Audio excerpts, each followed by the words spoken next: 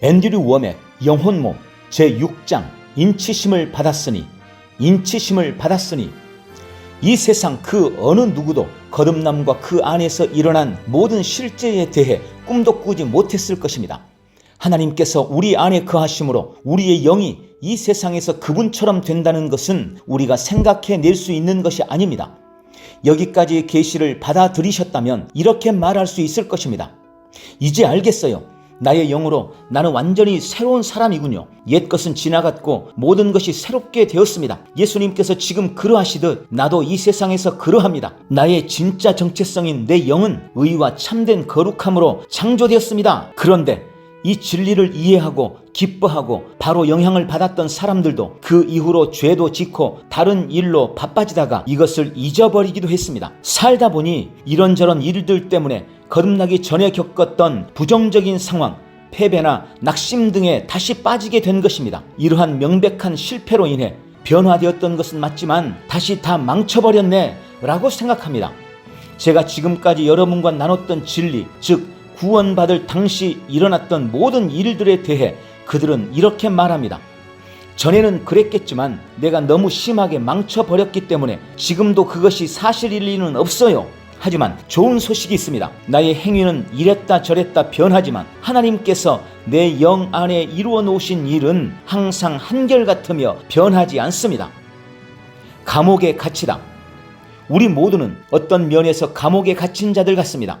사람들에게는 자신만의 감옥이 있습니다. 그것은 우리가 묶여있는 각자 삶의 문제입니다. 다만 우리들의 문제는 실제 감옥처럼 분명하지 않을 뿐입니다. 교도소에 있는 사람들은 자기 스스로 인생을 망쳐버렸다는 것을 알고 있습니다. 다시는 같은 문제를 반복하고 싶지 않기에 이렇게 생각합니다. 내 삶엔 변화가 필요해. 여기서 나가야만 해. 그러다 어느 날 누군가 교도소를 찾아와서 복음을 전합니다. 고린도후서 5장 17절 그러므로 누구든지 그리스도 안에 있으면 새로운 피조물이라. 옛 것들은 지나갔으니 보라 모든 것이 새롭게 되었도다. 아멘. 하나님께서 그들을 사랑하시며 그들의 삶을 완전히 바꿔주시기를 원하신다는 생각은 감옥에 갇힌 사람들의 소원과 딱 맞아떨어집니다. 그들은 간절히 변화를 원하고 있으며 그곳에서 나가 완전히 다른 삶을 살기 원하기에 주님을 영접하는 기도를 합니다. 영원한 천국에도 들어가기 원하지만 즉각적인 변화 역시 원하기 때문입니다. 이렇게 방금 거듭난 수감자는 금세 낙심과 의심, 불신에 빠지기 쉽습니다. 왜냐하면 변화는 영에 일어났으며 이제부터는 생각을 새롭게 하여 하나님께서 이미 그들 안에 넣어주신 것을 믿고 풀어내는 것이 신앙생활이라는 것을 모르기 때문입니다. 주님을 영접한 다음 날 여전히 같은 감옥에서 같은 문제를 겪으며 같은 형을 살고 있는 자신을 발견합니다. 물리적인 영역만 바라본다면 이게 뭐야? 말씀은 진리가 아니네. 하나님은 나를 변화시키지 않았어. 모든 게 어제와 똑같잖아. 라고 결론을 내리기 십상입니다. 이러한 일은 감옥 밖에서도 일어납니다. 거듭난 다음 날 일어나 보니 배우자도 그대로, 직장도 그대로, 지병도 그대로, 빚도 그대로입니다. 사실 거듭난 이후 문제는 더 많아집니다. 내가 더 이상 자기 편이 아니라는 것을 알게 된 사탄 마귀가 다른 사람들에게 전도하지 못하도록 최선을 다해 나를 공격해 오기 때문입니다. 그렇기 때문에 조심하지 않으면 혼란 가운데서 아무 일도 일어나지 않은 것이 확실해 라고 생각하게 됩니다. 변화는 물리적 영역이 아닌 영에서 일어났습니다. 그리고 내가 이루어야 할 변화의 3분의 1은 이미 완성되었습니다. 에베소서 4장 24절에 나의 새 사람은 의와 참된 거룩함으로 창조되었습니다. 의와 참된 거룩함을 향하여 성장해 가는 것이 아닙니다. 내 영의 모습은 이미 의롭고 참으로 거룩하기 때문입니다. 우리를 받아주셨으니 예수님께서 죄가 되심으로 우리는 의가 되었습니다. 고린도후서 5장 21절 하나님이 죄를 알지도 못하신 이를 우리를 대신하여 죄로 삼으신 것은 우리로 하여금 그 안에서 하나님의 의가 되게 하려 하심이라. 아멘.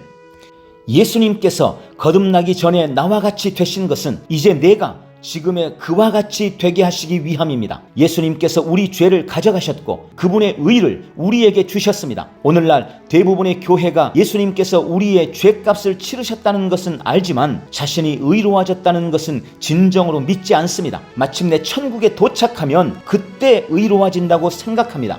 하지만 고린도후서 5장 21절은 그런 잘못된 생각을 이렇게 반박합니다. 그가 우리 죄를 가져가셨고 과거, 또 우리를 의롭게 만들어 주셨다. 과거. 고린도후서 5장 21절의 앞부분 그가 우리 죄를 가져가셨고를 믿는다면 그 뒷부분 또 우리를 의롭게 만들어 주셨다도 믿어야 하지 않겠습니까? 우리는 의롭습니다. 하나님은 내가 나를 보듯이 나를 보지 않으십니다. 그분은 나의 영을 보시기 때문에 나를 의롭게 보십니다. 그럼에도 불구하고 우리 대부분은 이렇게 기도합니다. 하나님, 정말 죄송합니다. 주님을 또 실망시켜 드렸네요. 이런 저를 어떻게 사랑하실 수 있겠습니까? 저를 불쌍히 여겨 주시옵소서. 하나님께서 그들을 받아주시는 것은 그들의 혼과 몸의 행위가 선하든 악하든 그것과는 아무런 상관이 없다는 사실을 그들은 모릅니다. 거듭난 사람이라면 전에 하나님께 반항을 했든 아직도 부족하든 상관이 없습니다. 하나님은 나의 영을 보시기 때문에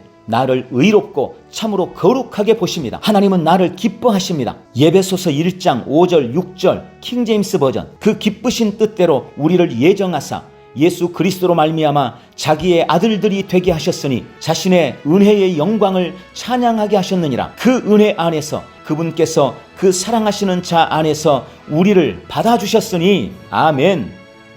받아주셨다는 것은 단지 참아주신 것 이상입니다. 하나님은 나로 인해 만족해 하십니다. 설령 나 자신은 내 생각과 내 몸의 상태에 만족하지 못할지라도 하나님은 나의 영을 보십니다.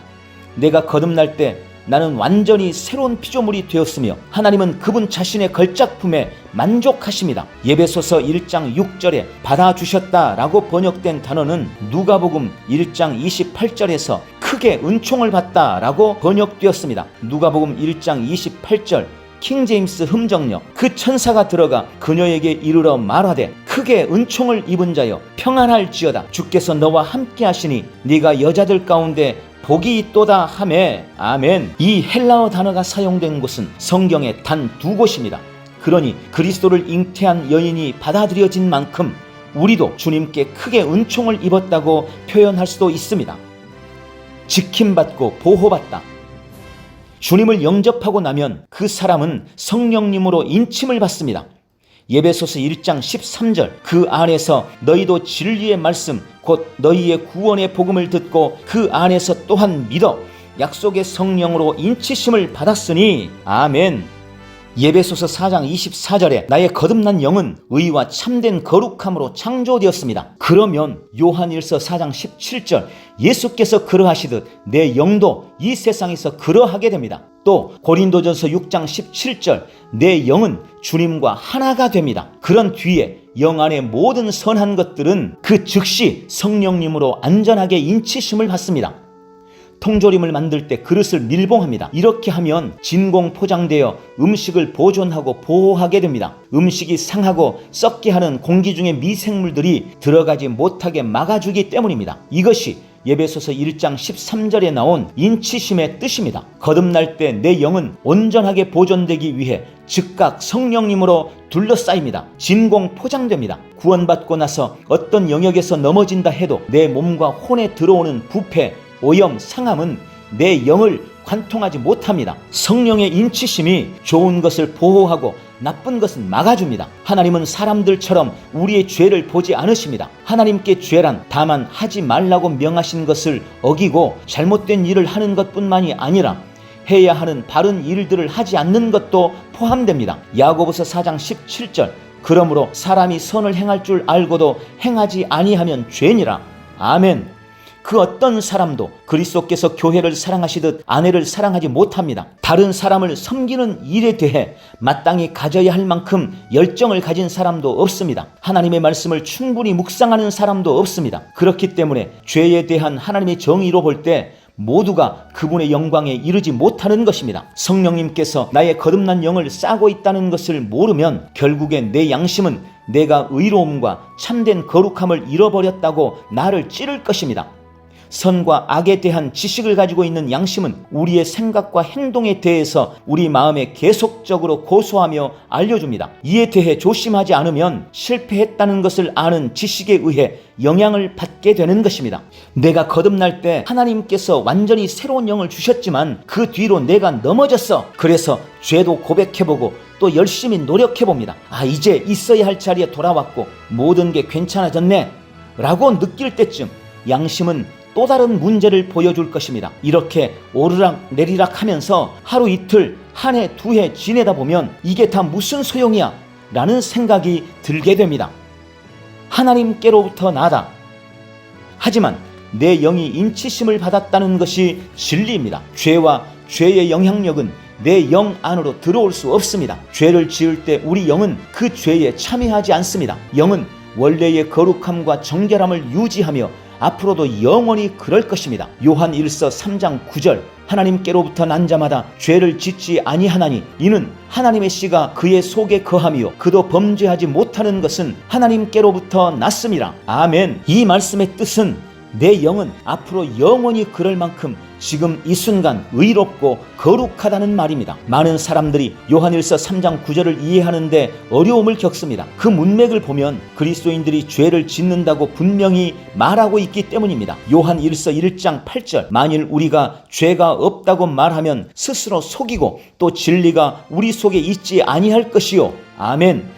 요한일서 1장 10절 우리가 범죄하지 아니하였다 하면 하나님을 거짓말하는 이로 만드는 것이니 또한 그의 말씀이 우리 속에 있지 아니하니라. 아멘.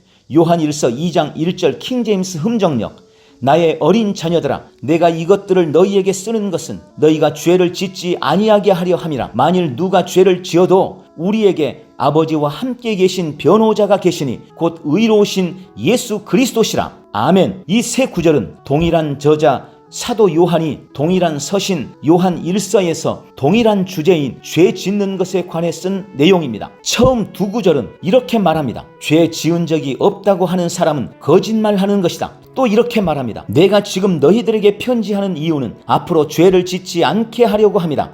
하지만 죄를 짓더라도 너희에겐 아버지와 함께 계신 변호자가 있다. 그리고 이후 요한 1서 3장 9절에서 요한은 이렇게 선포합니다. 너희가 하나님께로부터 났다면 죄를 지을 수 없다. 서로 너무 모순되는 말입니다.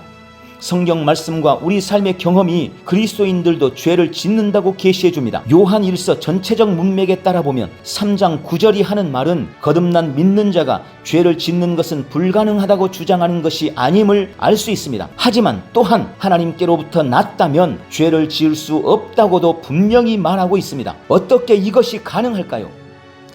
큰 죄, 작은 죄? 어떤 사람들은 요한일서 3장 9절이 말하는 죄는 습관적인 죄라고 주장합니다. 몇 개의 번역본들은 아예 그렇게 번역을 해놓았습니다. 그것에 동의하는 사람들은 이렇게 설교합니다. 거듭나기 전에 술을 좋아했다면 거듭난 이후에도 한두 번 취할 수는 있겠지만 진정으로 구원받은 사람은 습관적으로 죄를 짓지 않습니다. 그러므로 결국 그 영역에서 승리하거나 그렇지 못하면 진정으로 거듭난 것이 아닙니다. 이 관점을 받아들이려면 죄를 큰 죄, 작은 죄 혹은 습관적인 죄, 그렇지 않는 죄로 분류해야 하는데 하나님은 그렇게 하지 않으십니다. 하나님께는 큰 죄, 작은 죄가 없습니다. 하나님의 정의로 보자면 우리 모두 습관적으로 죄를 짓습니다. 하나님의 말씀을 충분히 공부해야 하는 일에 습관적으로 실패합니다. 다른 사람들을 충분히 사랑해야 하는 일에 습관적으로 실패합니다. 남을 충분히 배려해야 하는 일에 습관적으로 실패합니다. 습관적으로 자기 중심적인 사고방식에 사로잡히고 하나님께서도 습관적으로 반복해서